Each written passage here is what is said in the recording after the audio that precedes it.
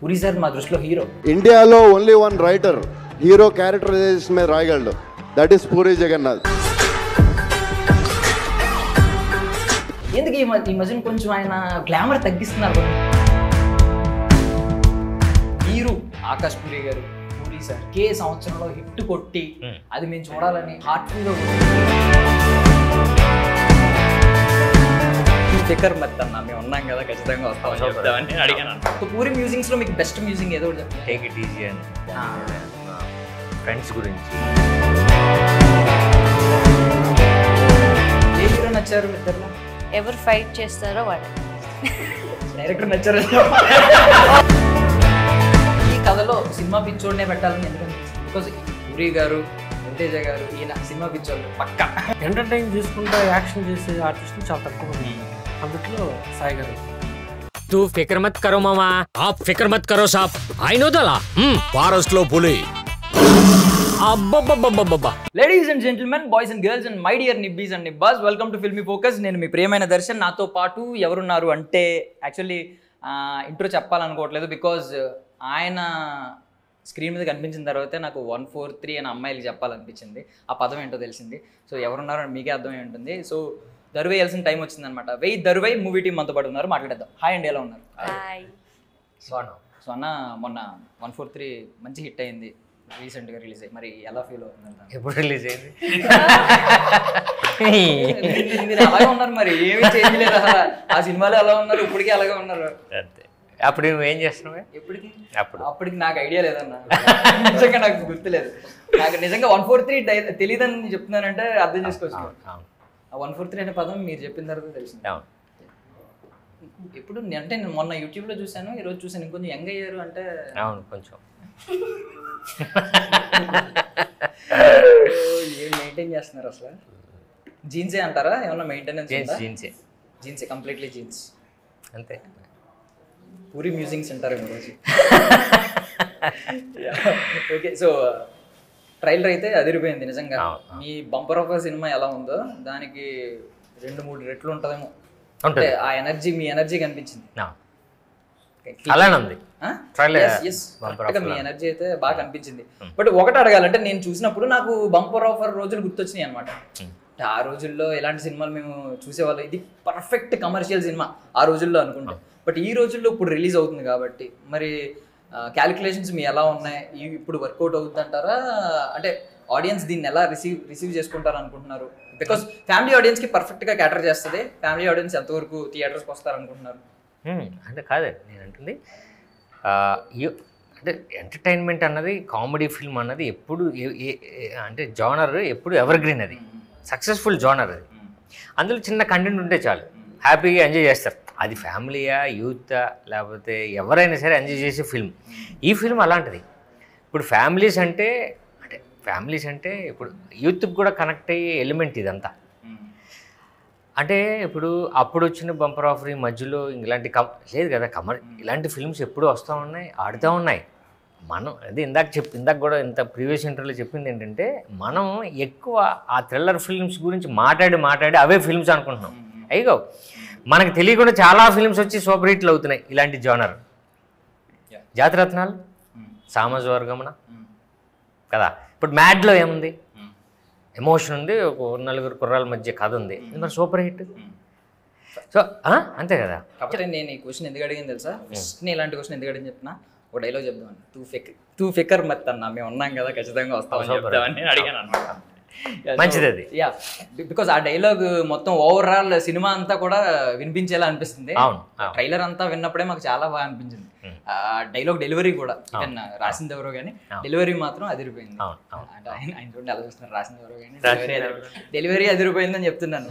Dialogue మామూలే కానీ dialogue మామూలే, ఆయన అలా చూస్తున్నారా? డైలాగ్ రాసింది నేను, డెలివరీ మాత్రమే అదిరిపోయింది.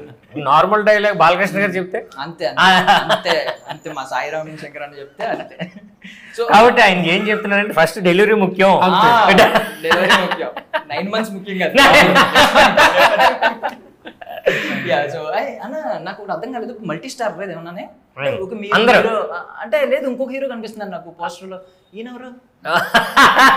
నిజంగానే ఎవరన్నా? ఆయన బాగున్నారు, హీరోలో ఉన్నారు. అవును. సార్ ఎవరు sir? That's why he sit and decide hero. ఓ హీరోల మధ్య హీరోయిన్. Okay okay okay. ఆయన కూడా ఇంకా ఆన్ స్క్రీన్ తీసుకొచ్చేయాల్సింది. ఉన్నా అదే See, everywhere one hero, two heroines. Two heroes, one heroine. So competition మీకే ఎక్కువ ఉంటుంది. No, first heroine, no, getting two heroes. ఇద్దరు ఉన్నారంటే ఒక హీరోయిన్ కోసం కొట్టుకుంటారు కదా. కాంపిటీషన్ మీకు చాలా కాంపిటీషన్ ఉంది, lot of competition. A hero నచ్చారు ఇద్దరులో? ఎవరు ఫైట్ చేస్తారో వాడే. డైరెక్టర్ నచ్చారు.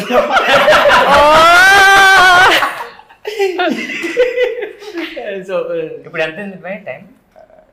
ఏదో వేస్తారు 8:30 టైం నైట్ టైం ఇలా టైం అయిందన్న. లాట్ ఆఫ్ ఎనర్జీ ఆయనలో కూడా కనిపిస్తుంది. సో ఈ ఐడియా ఎవరిది ఎస్పెషల్లీ? అంటే మళ్ళీ నేనింతేలో ఆ సెగ్మెంట్ ని వాడుకోవడానికి మళ్ళీ రీక్రియేట్ చేశారు కదా, ఆ ఐడియా ఎవరిది పర్టికులర్ గా? యాక్చువల్గా మనకి వినీత్ అని ఆయన ఐడియా ఏమి ఇచ్చాడంటే, అన్న థియేటర్ సీన్ ఉంది కదా రీక్రియేట్ చేద్దాం అని ఐడియా ఇచ్చాడు. అవును కదా థియేటర్ సీన్ హౌస్ఫుల్ అవును కదా బాగా, అవును మంచి ఐడియా అని. అవును ట్రాక్ సీన్ ఉంది కదా నాకు వచ్చింది. సో అప్పుడు ఆయన ఇచ్చిన ఐడియాతో ఇది చేయలేకపోయాం, ఇది చేసాం.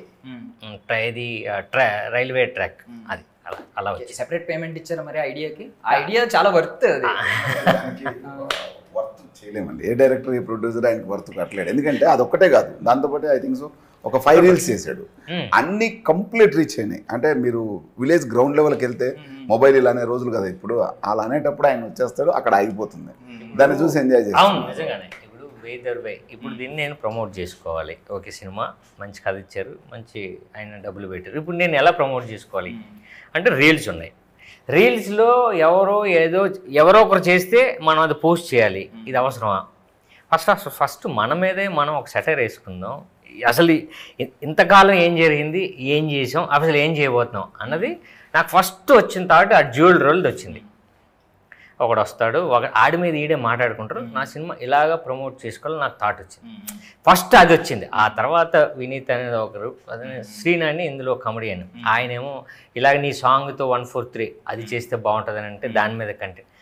అలానే కామారెడ్డి వెళ్ళినప్పుడు కామారెడ్డి బేస్డ్, ఈ కామారెడ్డి నుంచి వచ్చాడు కాబట్టి అక్కడేం చేయగలం, ఇలా అనుకొని చేసేసాం. నిజంగానే అవి రీచ్ అయ్యింది, అన్ని సక్సెస్ అయ్యి దాని గురించి మాట్లాడుకుంటున్నాం. రేపు నాకు తెలిసి ప్రీ రిలీజ్లో కూడా అవి మన ట్రైలర్ లాంచ్లో కూడా వేసాం, చాలా ఎంజాయ్ చేశారు. ఇప్పుడు ప్రీ రిలీజ్లో కూడా ఆ 4 వేస్తాం.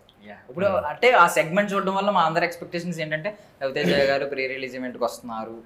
సో ఎంతవరకు మరి ప్రొడ్యూసర్ గారి చేతిలో ఉండాలి యాక్చువల్ అది, ఎందుకంటే ఆయనే ఫోర్స్ చేయాలి, ఆయనే ప్రెజర్ చేయాలి. తేజ గారు రావచ్చేమో కానీ ఆయన కూడా షూటింగ్లో బిజీగా ఉన్నారు, మోస్ట్లీ అవుట్డోర్లో ఉండొచ్చు. అది కొంచెం కష్టమైన పని. తెలియదు, పర్వాలేదు, తమ్ముడు ఉన్నారు అదే. కదా, ఈయన పూరి గారికి రవితేజ గారికి తమ్ముడే. సో సార్ అసలు ఈ కాన్సెప్ట్ ఎలా వచ్చింది అంటే, కామారెడ్డి మీద మీకు అంత చాలా విపరీతమైన ప్రేమ ఉన్నట్టుంది.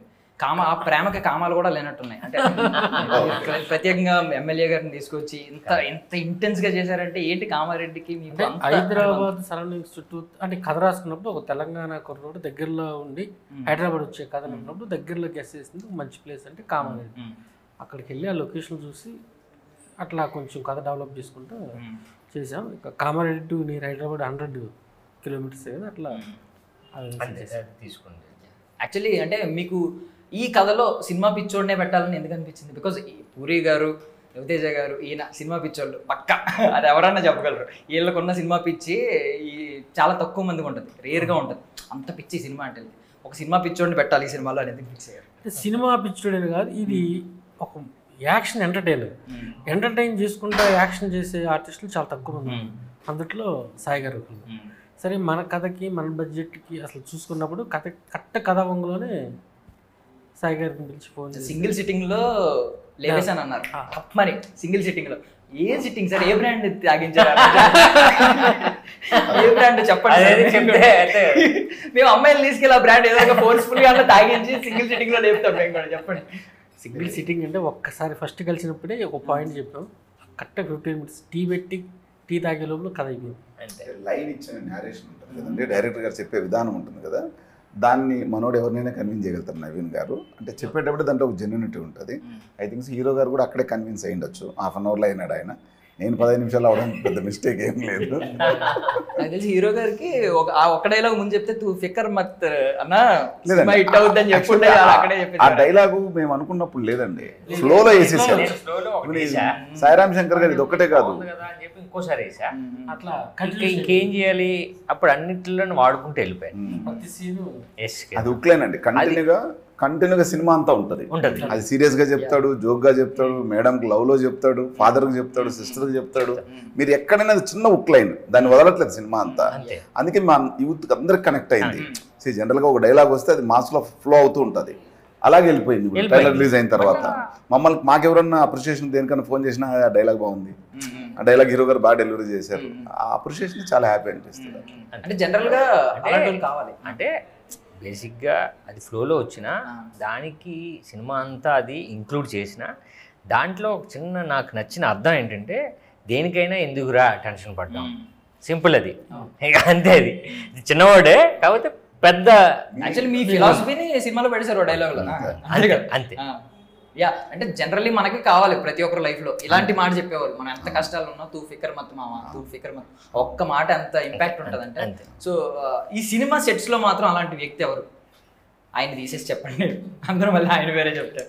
అంటే సినిమా సెట్స్ లో అలాంటి వ్యక్తి ఎవరు? తూ ఫికర్ మత్ మామ, ఏ ప్రాబ్లం వచ్చినా బొమ్మని కంగారు పడుతున్నా తూ ఫికర్ మత్ మామ. ప్రొడ్యూసర్ రాలేదంటే ఆయన వస్తారా? వచ్చారు, ఈవెంట్కి వస్తారా? ఉన్నారా? లోపల బిజీగా ఉంది చెప్పండి. ఆయననా? చూడాలనిపిస్తుంది నాకు ఆయన యాక్చువల్లీ.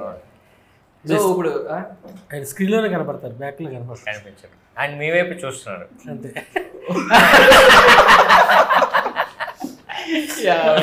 సో యశా గారు, సో యాక్చువల్లీ సాయిరామ్ శంకర్ అన్న ఎనర్జీ కాబట్టి మేము ఈ వైపు చూడలేకపోయాను. జనరల్గా నేను అమ్మాయిల వైపే చూస్తాను. వైపే what? Actually don't marry a Telugu guy అండి. I want warn you. ఎందుకు? బికాజ్ ఇక్కడ ఒక కల్చర్ ఉందన్నమాట. Whenever someone gets married, he use it to show a star, one of the I mean ఒక స్టార్ చూపిస్తారు వైఫ్కి. So మీరు వచ్చారనుకో, మీరే స్టార్ కాబట్టి మీరే వన్ ఆఫ్ ద మీ ఫ్యామిలీ మెంబర్ని మీకు చూపిస్తారు. అర్థం అవ్వలేదు వాడికి, పులిహోర waste. But you look so simple. అంటే ఎవ్రీ ఇంటర్వ్యూలో నేను ఇదే కాస్ట్యూమ్ చూస్తున్నాను. మీరు you look so simple. Budget లేదు సార్. బడ్జెట్ పెట్టలేదా ప్రొడ్యూసర్ గారు? లేదు సార్. జనరల్గా హీరోయిన్ గారికి డ్రెస్ చేంజ్ చేసుకోవడానికి ఒక హాఫ్ అన్ అవర్ టైం పడుతుంది. ఆమె టైం వేస్ట్ కూడా చేయట్లేదు. But she is from Kannada. అవును, ఆవిడకి ఏం అక్కర్లేదు, ఆవిడ సింపుల్గా ఇలాగే బ్యూటిఫుల్గా ఉంటుంది. అదే బాగుంది. షీ హర్ సెల్ఫ్ బ్యూటిఫుల్ అండి. No need of costly costumes, right? So Tollywood గురించి రకరకాలుగా you have been hearing from lot of days. So ఇప్పుడు ఎంటర్ అయిపోయారు కాబట్టి ఏమనిపించింది? Is there any unique thing ఒకటి చెప్పండి టాలీవుడ్ ఇండస్ట్రీ గురించి మీరు ఎక్స్పీరియన్స్ చేసింది. చాలా ఫాస్ట్గా ఉంది ఇండస్ట్రీ. అంతే, అందరూ చాలా ఫాస్ట్గా వర్క్ చేస్తారు, హార్డ్ వర్క్ చేస్తారు. అండ్ ఏ సిచ్యువేషన్ అయితే లైట్గా తీసుకుంటారు. పర్వాలేదు, బాగా మాట్లాడుతున్నారు తెలుగు, వెరీ నైస్. సో అన్న యాక్చువల్లీ ఇది అడగాలి. వద్దులే, లేదు అడిగేస్తా. అంటే మీరు ఫస్ట్ మొహమాట పడకుండా చెప్పడం కోసం కొంచెం లీడ్ ఇస్తాను. పూరి సార్ ఈ మధ్య, ఒకప్పుడు పూరి సార్ని మేకింగ్ వీడియోస్ ఉంటాయి కదా, మహేష్ బాబు గారు పూరి సార్ కనిపించిన మల్టీ స్టార్ లా కనిపించేది. పూరి సార్ మా దృష్టిలో హీరో. ఎందుకు ఈ మధ్యన కొంచెం ఆయన గ్లామర్ తగ్గిస్తున్నారు కొంచెం? మీరేమన్నా మా తరపున పూరి సార్ దాన్ని ఏమంటారు డై హార్డ్ ఫాలోవర్స్ తరపున ఇది చెప్పాలి, మీరు కొంచెం గ్లామర్ పెంచమని చెప్పండి మళ్ళీ. అవునా?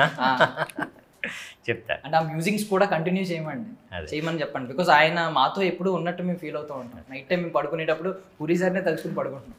మాకు ఆయన చాలా సపోర్ట్ ఇస్తున్నారు, చాలా స్ఫూర్తినిస్తున్నారు. ఓకే, సో పూరి మ్యూజిక్స్లో మీకు బెస్ట్ మ్యూజిక్ ఏదో ఒకటి చెప్పండి. చాలా ఉన్నాయి కదండి. టేక్ ఇట్ ఈజీ అని దాని మీద, ఫ్రెండ్స్ గురించి చాలా బాగున్నాయి. లైఫ్ యాంథమ్ చాలా ఉన్నాయి. చాలా ఫ్రెండ్స్ గురించి బాగుంటుంది. ఎస్, గట్ ఫీలింగ్ గురించి చాలా. సో అవి కూడా ఎక్కువ వదలమని చెప్పండి, వెయిట్ చేస్తున్నాం ఆయన గురించి. సో మీరు ఆకాష్ పూరి గారు, పూరి సార్ ఒకే సంవత్సరంలో హిట్ కొట్టి అది మేము చూడాలని హార్ట్ఫుల్ గా కోరుకుంటున్నాం. నిజం. Thank you. మాకు నిజంగా అప్పుడు మేము దరివేస్తాం. అవును. మీరు ముగ్గురు ఒకేసారి ఆ హిట్లో ఉంటే మేము దరివేస్తాం. ఇదైతే మొదలైంది అనిపించింది నాకు. ఫస్ట్ మీతో మొదలైతుందేమో దరువు, రైట్? అన్నయ్య ఎప్పుడు చూసింది అది చూడదు కాదు. సో చూద్దాం. మీరు అన్నట్టు జరిగితే చాలా. బట్ సీరియస్లీ మీరు ముంబైలో ఒకసారి ఫ్యాన్ కలిసారు, ఆయన గుర్తుంది కదా? అదే ఒక అబ్బాయి అబ్బాయి ఇచ్చేసాడు అబ్బాయి పాపం వాడు అవును, డోర్ తీసి. చూసా. ఎందుకు ఏడ్చాడు అంత అలాగా? ఆయన అంటే మాకు అంత ఇష్టం అనమాట. లిటరల్లీ ఆయన మాకు close to heart, very very close to.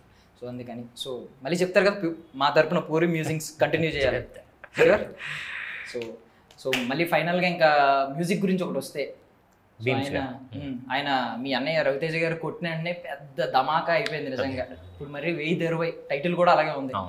Expect చేస్తున్నారా మళ్ళీ? అసలు అంటే అదే అదే కొట్టేసాడు, ఎదిరిపోయిందండి.